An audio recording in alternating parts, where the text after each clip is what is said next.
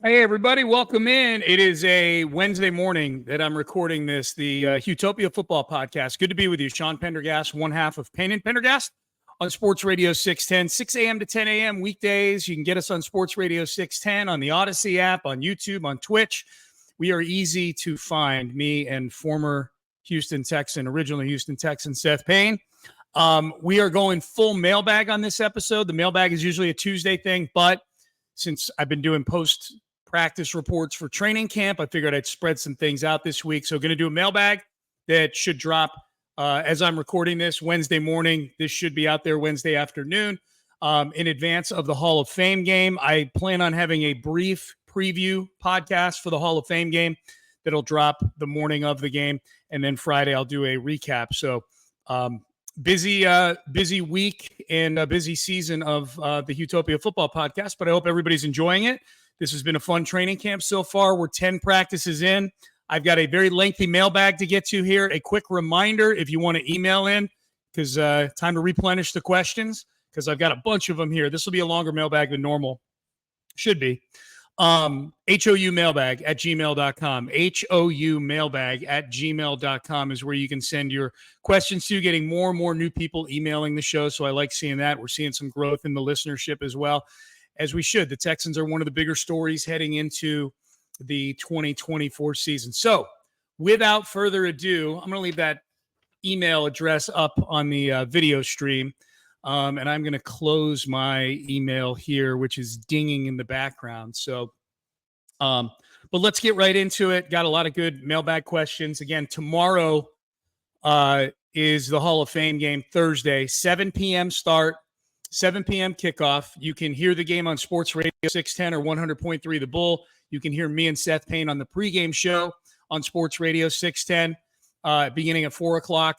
And also the postgame show following the game with me and Clint Stoerner, who's going to be in Canton along with Ron Hughley for the game tomorrow, for the weekend, for the induction of Andre Johnson into the Pro Football Hall of Fame. Should be a phenomenal weekend for Texan fans out there. So let's get into it, the mailbag, and we'll start off with Brian in Iowa, first in. Brian's the one who clarified for me that I ate at Smokey D's barbecue when I was in Des Moines. Smokey D's sounds like the prelude to a bad D's nuts jokes. I'm just going to say, hey, you been to Smokey D's? Who's Smokey D's? Smokey D's nuts. But thank you, Brian, for clarifying that for me. He says next time you're in Iowa, you'll have to try the breaded pork tenderloin sandwich. Some of them are larger than my head. That sounds very big. I don't know how big a person you are, but that sounds big. He said, now can we hear your thoughts on Cam Akers versus Dameon Pierce? Yes, you can.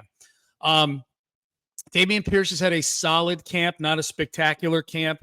He does look like he's running with more decisiveness and more confidence. He does look actually usable. We'll find out in games. You know, we'll find out in the Hall of Fame game. He's one of the, spoiler alert, he's one of the top things I'm looking to watch in the game, and the plan is for him to play on Thursday night in that Hall of Fame game.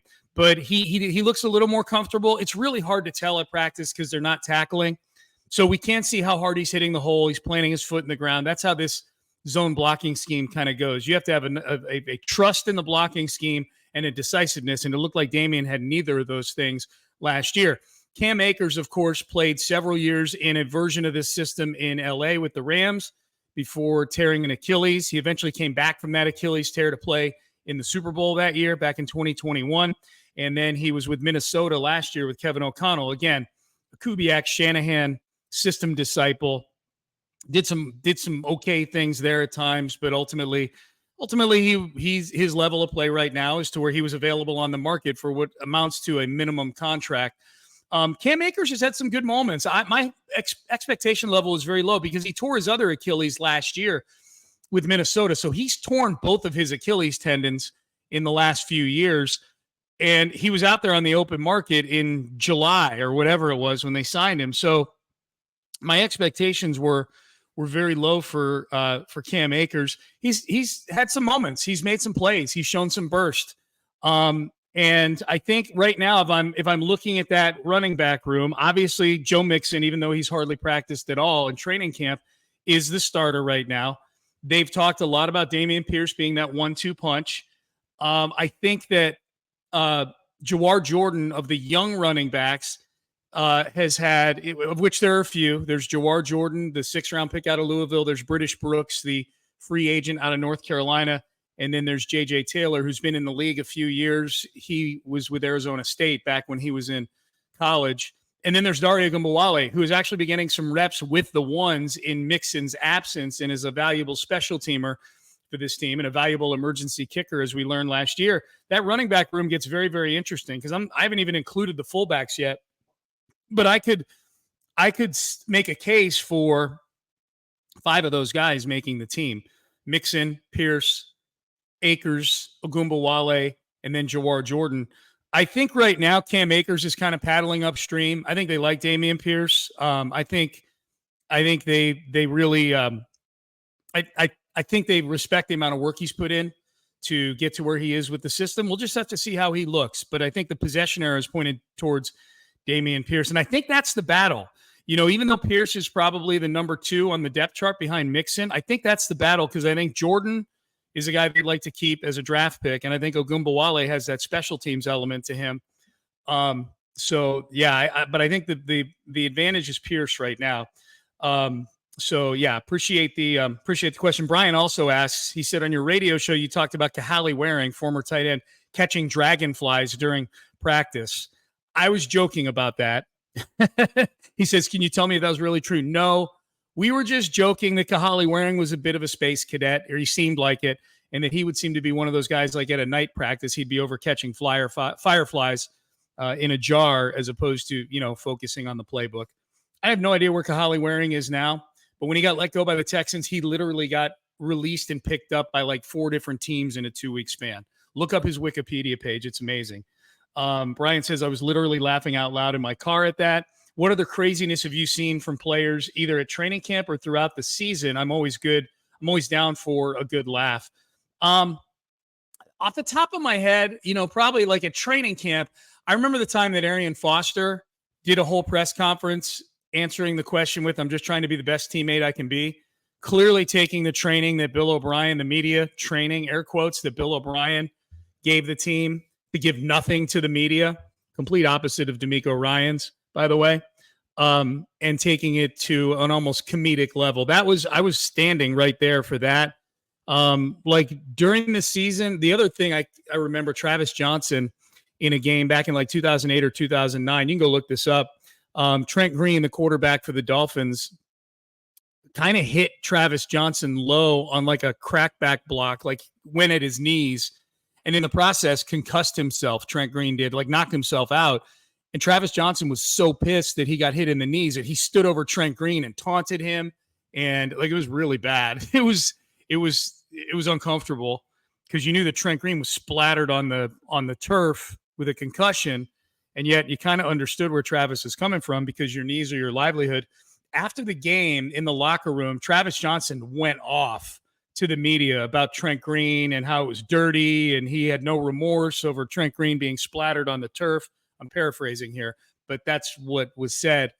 And it was almost like Texans media relations had to yank Travis out of the media scrum. They brought him out in the hallway, presumably let him cool off. And when they marched him back in, the media all gathers around Travis, and he looked like he had a lobotomy in the hallway. And he just kind of gave this apology, which was not the most sincere apology in the world. That was surreal. And that was early in my media career, so that was kind of new to me. I'm like, oh, wow, this is how this goes. I'm sure if I thought more about it, Brian, I could think of more, but those are 2 that pop up off the top of my head.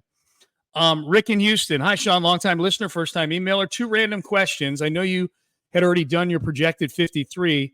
How many draft picks did you have making the team and how many did not? I figure the back end of the picks is tough because the Texans are so deep right now. I had, obviously, the top 4 picks making the team, the 2 second-rounders, Kamari Lassiter, who I think is going to start at cornerback, Blake Fisher, who's been getting starters reps at left tackle and been getting a real baptism from Will Anderson and Danielle Hunter in a good way. They obviously make the team. Kalen Bullock, who's looked good in camp, safety, 3rd-rounder, makes the team. Kate Stover, 4th-rounder, tight end, Ohio State, makes the team. And then without having the rest of them in front of me, I think the only other draft picks that I have making the team might be Jair Jordan, the running back out of Louisville, who I just mentioned a short time ago. I think he makes the team as well. I think the rest, The rest of them, Solomon Byrd, Marcus Harris, probably missing one here. I don't have the list in front of me. I think they're going to be ones that they try to slip through the Jamal Hill. I think Jamal Hill makes the 53 as well. The linebacker out of Oregon. I think he makes the 53 as well, based on special teams and a lack of depth at linebacker right now. So I've got 6 of them. I think there's 8 or 9 total. I've got 6 of them making the team. And I think the others, they'll sneak through to the practice squad. They've already cut one of them, Henderson, the offensive lineman out of Michigan. He's already been cut. So he was a 7th rounder. So that's what I think about that. Rick says, as far as kickoff returns with the rule changes, what's your gut feeling about the type of returner that would be best? Will it be more important to have a small, quick guy like Tank Dell or a bruiser like Dameon Pierce to bust through tackles?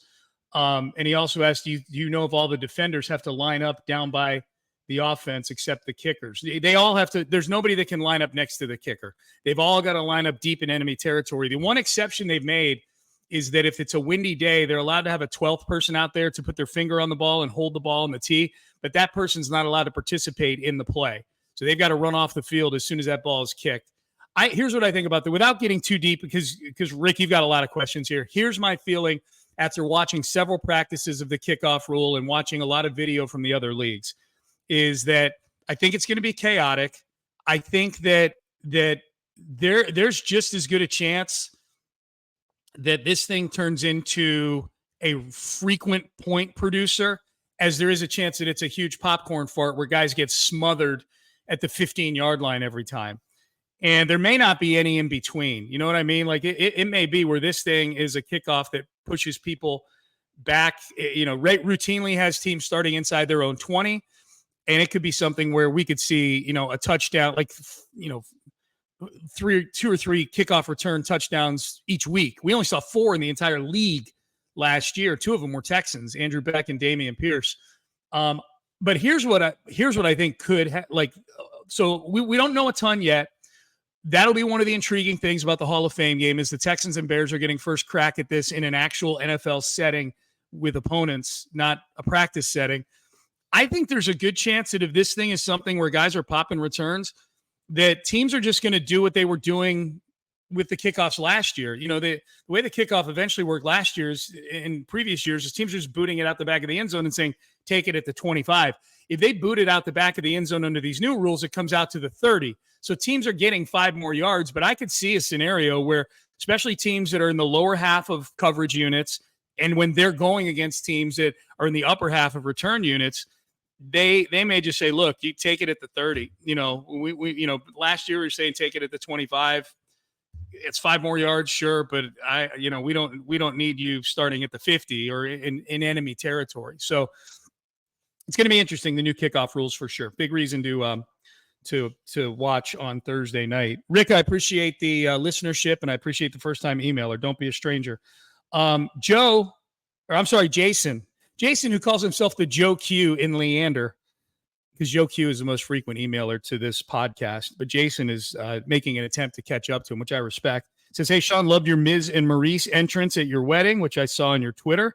Clearly you came to play. Wrestling fans can appreciate that. Yeah, my wife and I entered our reception for our wedding with the Miz and Maurice type entrance. If you're WWE fans, you know what I'm talking about. Jason says, are most Texans in Houston and or NRG Stadium during the offseason? And if so, and if not, how does the team monitor whether they're lifting and eating right, if at all?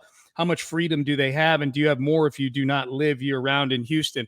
I would say, we talk about this with Nick. I actually have not followed up to know what the process is for knowing that guys that aren't in Houston are minding their P's and Q's and staying on their plan.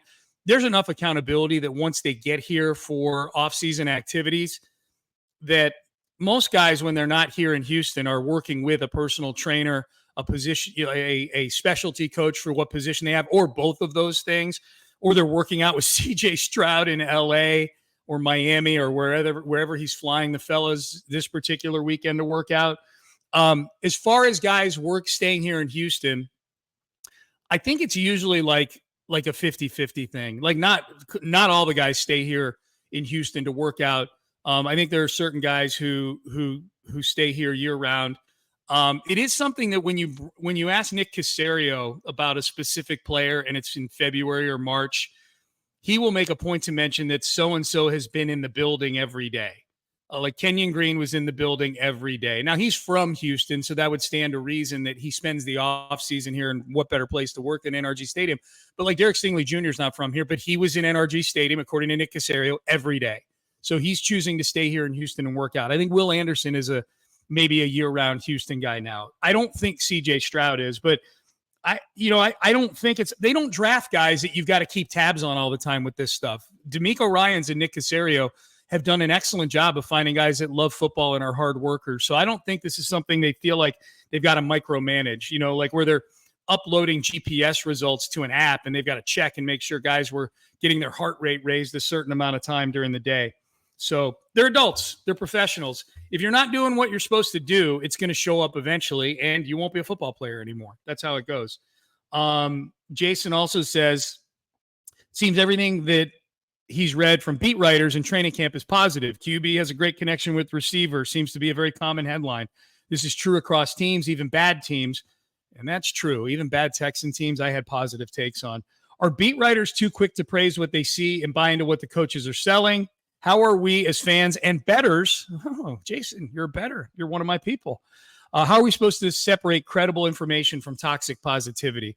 Finally, are there subtle pressures on beat writers to be overly positive in July and August? That last one I'll answer first. There are not. There's no pressure from the Chronicle to tell Jonathan Alexander he's got to be positive about the Texans. I promise you that. There's no pressure from ESPN to GJ Bianame, hey, be positive about the Texans. There's certainly no pressure from our station, which is probably the most common misconception because we're the Texans flagship. We're in business with the Texans. There's never been pressure from the Texans to us ever to be positive about the team, ever. I tell this story quite a bit. The only time I've ever gotten pushback on something I've said on the air about the Texans from somebody inside the building over there had nothing to do with the play on the field, the roster, training camp, misreporting injuries, anything like that. It was when Jadeveon Clowney, his rookie year, got his foot caught in the turf, and there was a big to-do about possibly suing NRG Stadium, suing the Texans, whatever it may be. The lawyer who represented Brett Hartman, the former punter, whose foot got caught in the turf, Gene Egdorf, is actually a friend of mine. So I talked to him about this quite a bit back when Clowney got hurt. And so I went on the air and talked about that. And Kevin Cooper was head of media relations at the time. I was talking about how potentially treacherous that panel grass was on the longtime Texan fans remember what that grass used to look like. I got a text from Kevin Cooper, and then we had a conversation about how the injury rate on that grass turf at NRG Stadium is basically the same as many other surfaces around the league, that there's no great disparity in injury on that turf. That's the only time I've ever gotten any sort of pushback or input, I'll say, from the Texans on what I've been saying on the air.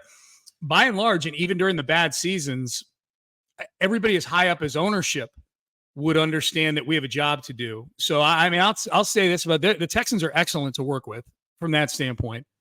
Very, very good to work with. As far as how much do you buy into, I will admit, I will confess, Jason, I am a chronic glass half full guy when I see things out of training camp. I think it's hard to pull anything that I would even remotely use for gambling purposes from practices at training camp. It's hard to pull stuff for gambling purposes from actual preseason games. So something needs to be significant for it to impact my overall opinion on a team based on training camp. Because the hot takes usually come about individual players. And other than quarterback, there's really no one individual player that's going to change the fortunes of a team's season. You need the collective of a lot of guys, maybe surprising or developing. So yeah, I think there's probably a general reaction that, it may be with the quarterback and wide receiver connections and things like that, that maybe it's a little overblown. Now, I think this quarterback that we have right now and his connection with receivers, I think there's things that you see outside of 11 on 11 that would indicate the chemistry is amazing in that building right now because of CJ Stroud. Hopefully that answered your question, Jason.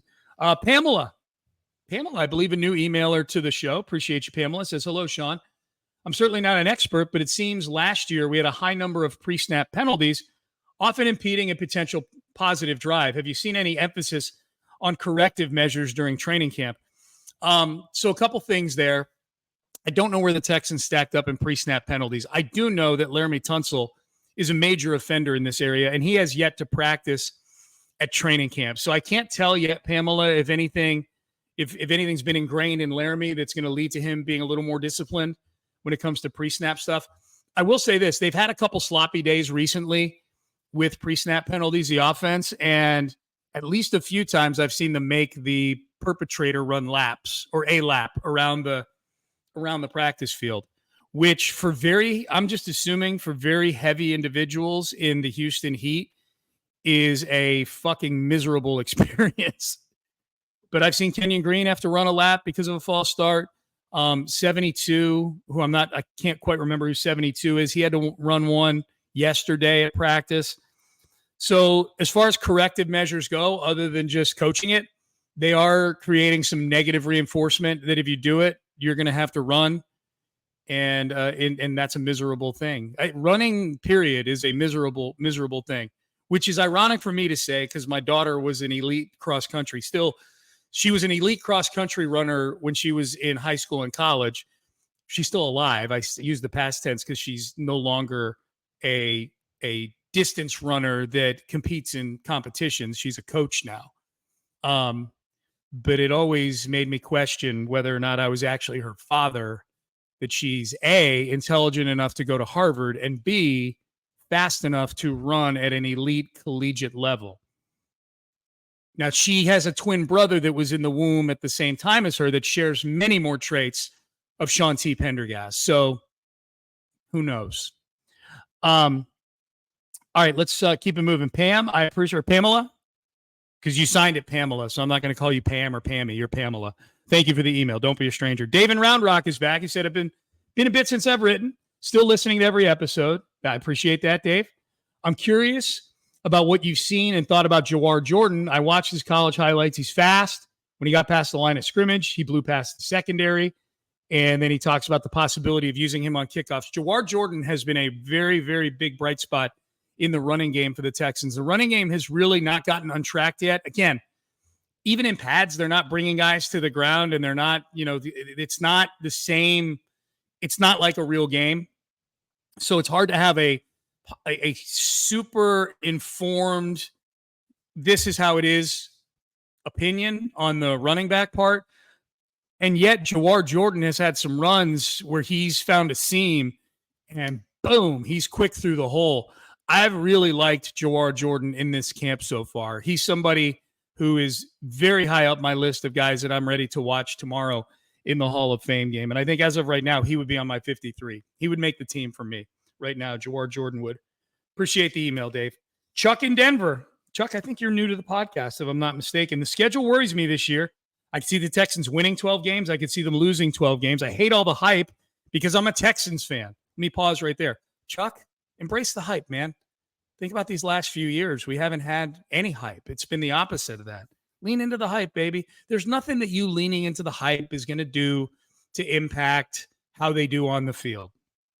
Now, it will raise your emotion level to a certain point that if they don't meet that hype level, then maybe the downside to that is some, just some serious mental trauma.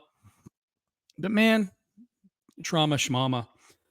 Chuck says, is the defense going to be able to keep up with all those quarterbacks on the schedule, or is the offense going to have to win track meets? Also, why is his own blocking scheme so hard to run behind for Dameon? I'll answer the second question first. That's a scheme that for the most part takes a year to burn in at every level, offensive line, quarterback, and sometimes running back, and to different degrees.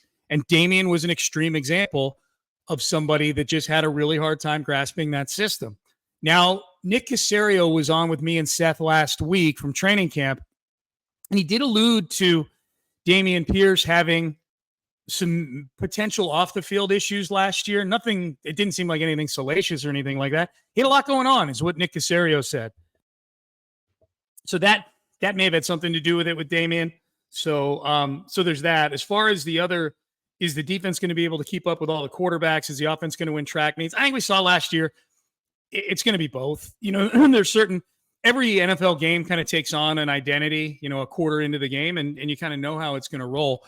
I would expect the games to be higher scoring this year because of the opposition. This is what I'll say. The defense has really impressed me in training camp this year against an offense that I think most teams on the Texans schedule are looking at the Texans the same way, Chuck, you're looking at some of these opposing teams, which is, wow, this is going to be a really good offense. I don't know how we're going to check all three of these receivers. And even though the defense has had their way in some of these practices, I think practices are probably more conducive to the defense, assuming all things are equal or close to equal talent-wise. And I think this is a talented defense, especially with some of the additions they've made. I think it's just more conducive to defense having the better of the offense, especially in some of the rainy conditions the Texans have practiced in recently. I'm not worried about the offense. I'm excited about the defense. So hopefully that answers that. Chuck, appreciate you. France in the North. France, frequent emailer to the show, says the electricity surrounding this team is legit and clearly felt not only throughout the fan base and local media who follow this team, but throughout the NFL. He asks me, how do you temper your own expectations being a fan and still find the nuances of covering the team in the media? How difficult was it during those not so long ago bad seasons versus the positivity surrounding not only this team, but the franchise as a whole? Good question. So this is a question where I'm making myself the center of this answer because that's what France is asking about. How do I temper my own expectations? I typically skew to the side of optimism. I even found good things out there during the Culley and Lovie Smith years out of training camp. I didn't have any expectation that the team would necessarily be good, but my opinion as to number of wins always tends to skew a win or two more than maybe what the general consensus is. That's why my opinion this year is 11-6. Vegas's win total for the Texans is 9.5. So, and I get it, a play here, a play there. They can be an 8-win team just as easily as you can be an 11 or 12-win team. I don't find it that difficult, though. Like, I don't find it difficult to temper my expectations as a fan and a media member. Here's what I think you need to know about me, France. I'm not a classically trained broadcaster nor journalist. I entered this business as a fan. I remain a fan during this, and I'm not in a talk show radio host is not one where I've got to have like journalistic integrity and I've got to back myself away from having opinions about the team that may be colored by my fandom. I think most of the people that listen to me and Seth are fans of the Texans, are fans of the Houston teams. And I think there's a way to be a radio broadcaster to where you incorporate that element that you're a fan with honesty about the team. I think that's the biggest thing that you need to be, is you need to be honest about what it is you're seeing. Now, that honesty can lend itself to emotion, which I think is a good thing in what I do. Frustration, joy, hope, fear, whatever those things may be.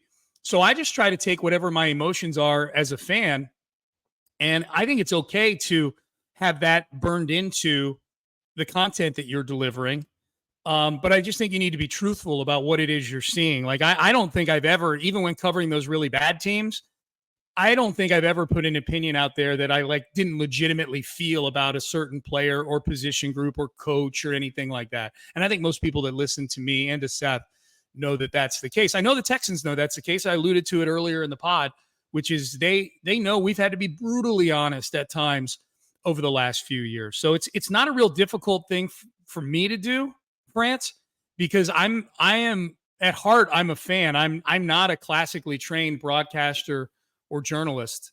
I get asked to do a lot of things, like a radio show, writing for the Houston Press, this podcast that involve broadcasting and sometimes journalism. But my bosses know that at the end of the day, I'm a muted psychopath that has a microphone. Not fully muted. That would be a bad podcast and show. All right, always appreciate you, France. France in the North. He's from up in Canada. That's why I say it. It's France in the North. All right, Gotham, Gautam, Gotham, and I'm assuming Gotham is a he, says it's pronounced like Gotham City, LOL. Okay, so Gotham. I'm going to call you Gotham. Love your training camp recap videos. Thank you very much. I appreciate that. My question is, how much of an impact has Al-Shaair had on CJ Stroud's growth thus far in camp? I feel like that's got to be the ultimate chess match to watch in camp. Two elite QBs on either side of the ball. That's been really fun to watch. I think Aziz Al-Shaair is going to be excellent for this team. He is one guy that I am super, super excited about. I've been excited about him. Well, since they signed him, I've been excited about him. But the excitement's only been amped up through OTAs and minicamp. When you hear some of the anecdotes from inside the building, I think he's going to be a captain for this team. And CJ makes a habit of going and talking to guys on the defensive side of the ball. And he and Al-Shaair have both talked about how that relationship has been so beneficial to both of them. So I think it's great. Al-Shaair is a guy who's got a great story, got a great journey.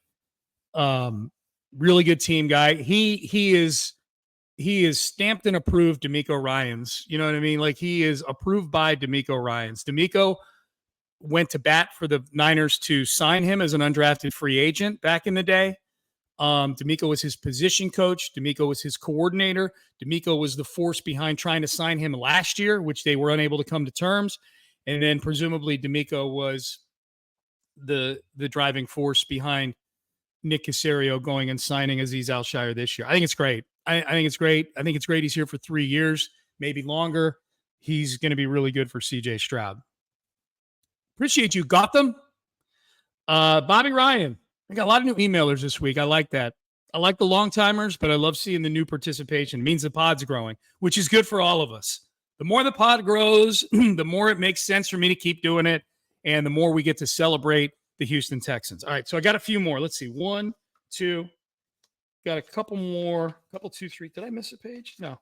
Got a couple more questions here. Okay. Bobby Ryan. Has there been any consideration of moving or using Ben Skoranek as a third-string fullback? I'd like to know if injuries affect that position during the season and what the Texans have in mind, if any. Okay, this is what I'll say about Skoranek.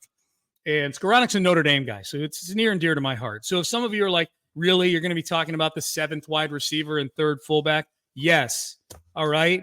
This is what the bump 15-second ahead button is for if you don't want to hear my hot Ben Skoranek takes, okay? And Bobby Ryan is new to the podcast emailing here, so I'm here to make sure that the new customers get served at the bar that is HOUTOPIA. I've not seen Skoranek do anything fullback-wise in camp. The fullback depth chart right now is Troy Hairston, who missed all of last year with injury, but he played his rookie year in 2022, made it as an undrafted guy. So he's gotten literally like almost all the reps at fullback. Because Andrew Beck he's not practiced yet. He's been on the PUP list. So those are your two conventional fullbacks. They run some formations where they've got Dalton Schultz or Brevin Jordan sort of standing alongside CJ Stroud doing hybrid fullback type things. But as far as like conventional fullback battering ram, leading Dameon Pierce or somebody in between the guard and the tackle, blocking, putting a hat on a linebacker, it's Hairston. And when he's healthy, it's Beck. And then Skoranek played some fullback for the Rams last year. If I had to guess right now, man, there's going to be some tough cuts at receiver. I have Skoranek making the team as like the 6th receiver on this team because he's had some moments at camp. They actually traded for him, which I think is something to keep in mind. It wasn't a huge trade. It was one of those, hey, we'll give you a 6th for Ben Skoranek and a 7th with the Rams. But it still does show some purposefulness in going and getting him. There's something they see in him, or else they just wouldn't have done that. And I do think his versatility does factor in that if you end up keeping one fullback, that you can have somebody that in a pinch can play some fullback for you. I know they've got Dalton Keene, number 40 in camp as well, who's sort of a Beck type character where he does some tight end and some fullback things. I think it can only help Skoranek, but I've seen him do 0 things at fullback in camp this year, if that makes sense. But I've got him making the team right now, like not by a lot. He's like one of the last 4 in. But I've got him making the team as of right now. All right. Bruce in Cyprus. Going to wrap this baby up with Bruce. Hey, Sean, as always, love the podcast. My question is, what kind of season do the Texans need to have in order for Stefon Diggs to consider signing a contract extension? Okay, this is a fun question. And let me say right here, Stefon Diggs has been the best offensive player in camp for the Houston Texans, in my opinion. He's been the best offensive player. I think defensively, it's been defensively, boy, there's been a lot defensively. I think both corners have been excellent, Stingley and Kamari Lassiter, starting corners. I think that Aziz Al-Shaair has been excellent in camp. I think the two defensive ends are just freaks, Will Anderson and Daniil Hunter. And I think the interior defensive line has done some good things. The defense has been really good in camp. Diggs has stood out at a position with standouts already in Collins and Dell. He stood out. All right, so back to Bruce's question. What kind of season do the Texans need to have in order for Stefon Diggs to consider signing a potential contract extension? I'll give you two examples. He says, 1, the Texans are 6-11, missed the playoffs, but Diggs gets 1,300 yards and 15 touchdowns.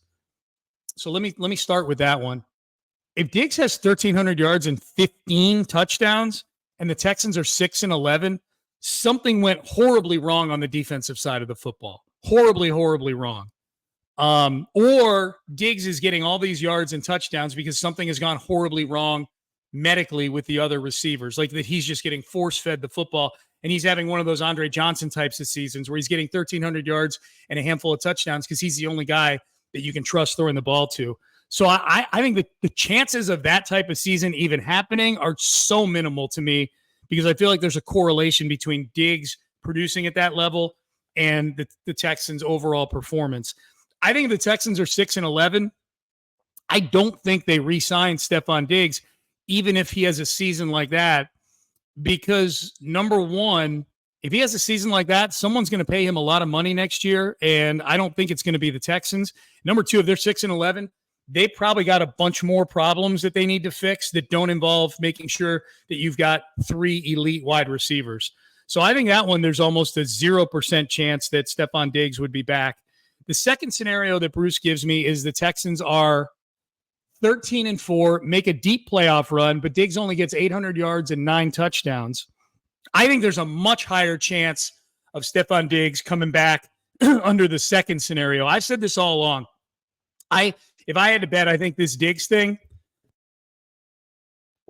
clearing my throat. If I had to bet, I would think the Diggs relationship with the Texans is only a 1-year thing. That said, watching Diggs interact with people and operate at training camp, I still think there's a better chance. Hang on. I still think there's a better chance that he's gone next year than he's back. But watching him operate at camp and watching his leadership, watching the way he does things, I think there's a better chance he's back next year, but I just don't think it's the favorite. That scenario where the Texans are 13-4, make a deep playoff run, show that they have the makings of being a team that's in the mix for a Super Bowl every year. But Diggs is a piece alongside Collins and Dell, and all three have similar numbers. That's a much better chance of Diggs coming back to where he comes back on, say, like a 2-year, $32 million deal, something like that, where it's not a long-term deal. It's respectable money, but it's not elite money. Because I don't know, if Diggs has a season like that, I don't know what his market is going to be outside of Houston. The days of Diggs getting in that $30 million range may be gone just based on age alone.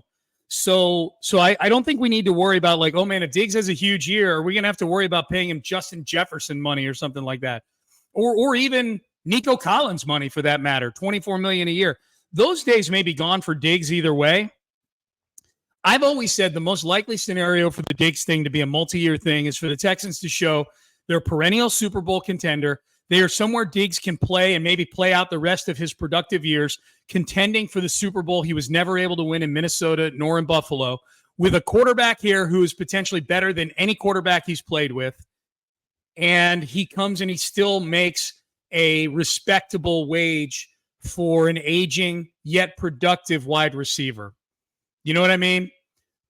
So they're not going to be able to bring him back. Like if under that second scenario where they're a 13-win team, a deep playoff run team, and Diggs puts up some decent numbers, 800 yards, bunch of touchdowns, they're not bringing him back on a 1-year Noah Brown contract or something like that. It's Stefon Diggs. Someone will pay him a respectable wage with 800 yards and 9 touchdowns on a good team, especially given the fact that I think that will be a year where he will presumably have really cleansed his image as well. So I think of those two scenarios you present, Bruce. The second one is the one that kind of mirrors what I think is the more likely scenario. I think it's always going to be more about how the team does than maybe how Stefon Diggs does individually, assuming that Diggs' production is still above a certain level where he's a problem for teams. I think he can have 800 yards and 9 touchdowns this year and qualify as a, quote, problem for other teams. You know, like there's a lot of mouths to feed in this offense. I don't think there's going to be a 1,500-yard receiver on this team. I don't even know there's going to be a 1,300-yard receiver on this team. But I think you can have Nico Collins, Tank Dell, Stefon Diggs all hovering around 1,000. And I think you can have Dalton Schultz popping in with 600. And I think you can have Mixon getting 300 or 400 out of the backfield. And then whoever else. Hell, Mechie has looked really good in camp. So it's going to be a whole lot of fun. I appreciate the question, Bruce. Told you guys this was a bigger than usual mailbag. So appreciate that. Hey, keep them coming. HOUmailbag@gmail.com. That was a fun one. And now the camp is here. It's going to be a whole lot of fun. We've got the Hall of Fame game tomorrow night. So as soon as things happen in that, the aftermath of that, if you want to send in questions, as far as the schedule for the Texans themselves moving forward, they're going to stay up in Ohio after this game and practice in Cleveland next week, leading up to the game in Pittsburgh next Friday. So the second preseason game is against the Steelers in Pittsburgh. I would expect we might see more starters in that game than we do on Thursday. But my point being, I will not have eyes on any of the practices next week. So next week is going to be a more conventional podcast week. Mailbag episode, preview episode, reaction episode to the game next Friday. So for my producer, Anthony Irwin, and big thanks to him for getting this podcast out to all of you.